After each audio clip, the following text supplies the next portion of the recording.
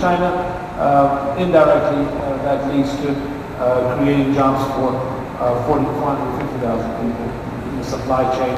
People that basically our suppliers, where we buy equipment from them, trucks from them, vending machines from them, refrigerators from them, racks from them, signage from them, etc. Which I thank you. We'll come back to you. Dr.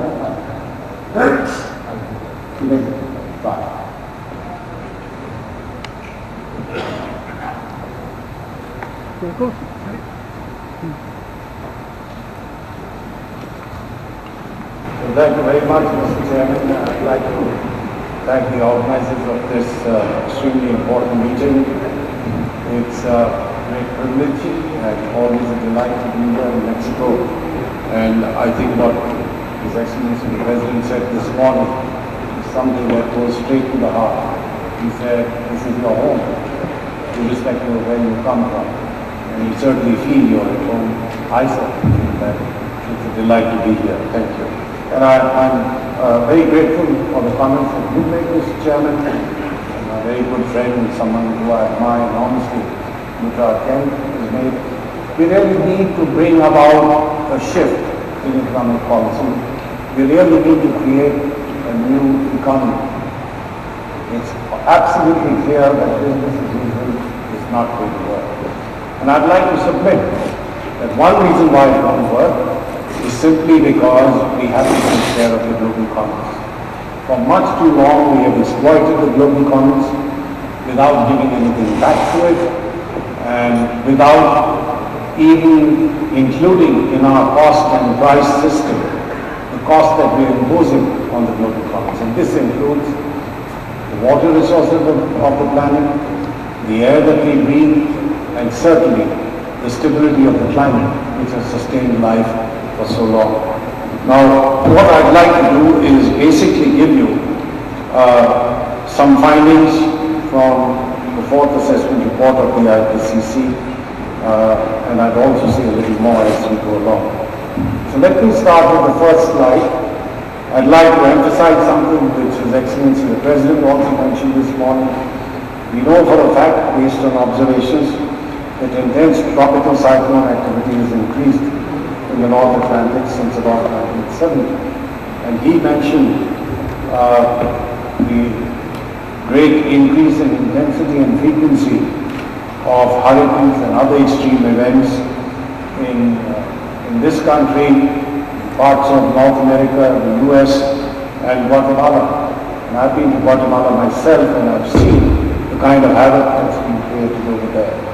So we know for a fact that based on observations, we are likely to see an increase in this activity unless we bring about a change. I also want to emphasize the fact that heat waves have become more frequent over most land areas.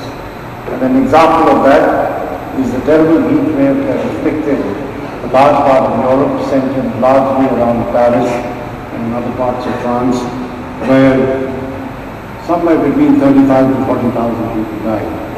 Now we know for a fact, again, based on observations, this is not theorizing at all, this is on the basis of facts, that heat waves are growing all over the world. We also know that coastal areas are extremely vulnerable.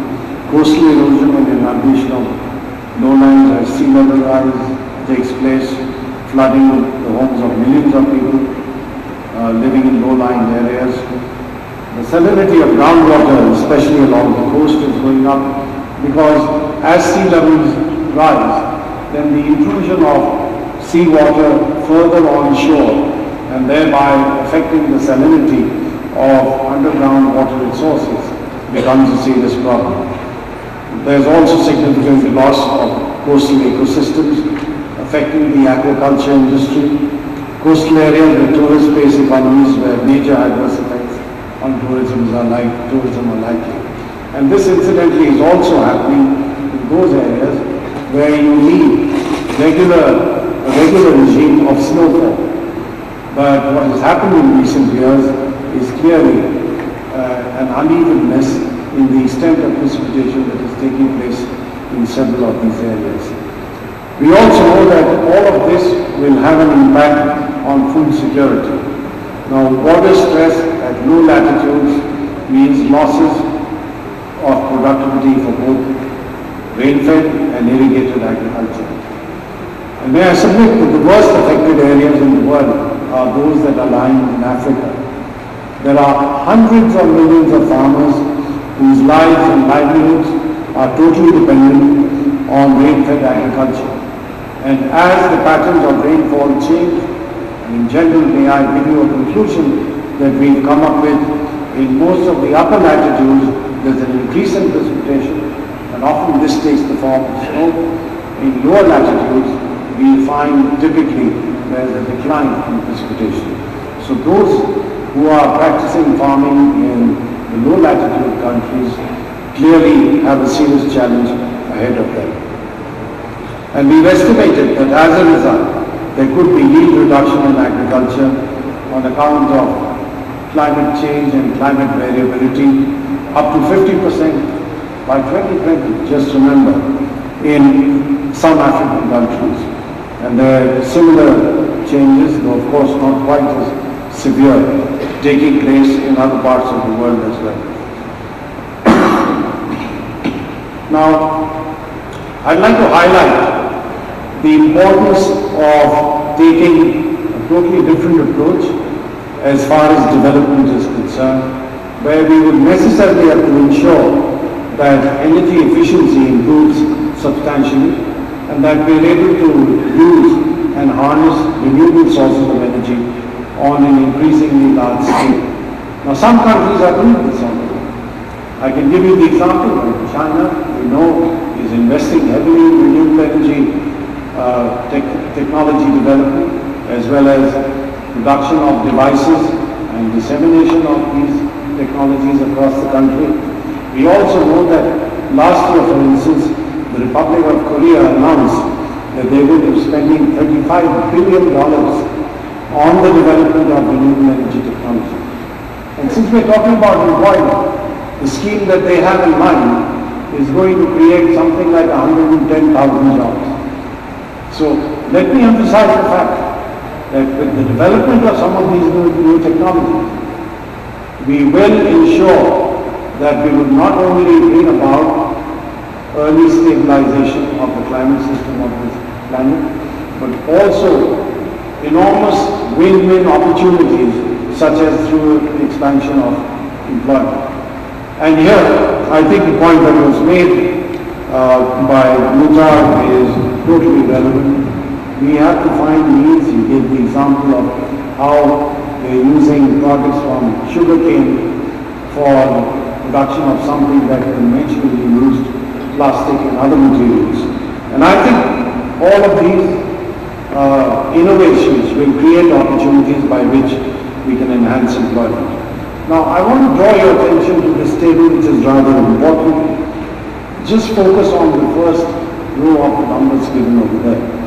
If we want to stabilize global mean temperature increase to within 2 to 2.4 degrees Celsius, then we have estimated that for a least cost trajectory of development, the world will have to ensure that CO2 emissions peak no later than 2015. That's 4 years away. And we really are not on track in being able to do that. Which is not to say that we can't stabilize the Earth's climate. We can, but it will then come at a much higher cost, and the impacts of climate change will be increasingly severe. But again, do remember that this is not the ideal situation. One estimate that you see in the final column over here is global sea level rise above pre-industrial levels on account of thermal expansion of the oceans alone. And this does not take into account the melting of the bodies of ice all over the globe, which is taking place rather rapidly. And therefore, if we were to end up somewhere even in between this range, you're talking about sea level rise which approaches close to a meter. And when that happens, there clearly would be a huge cost to pay, both in human and material terms. Let me turn to the next slide. The cost of mitigation is certainly not large.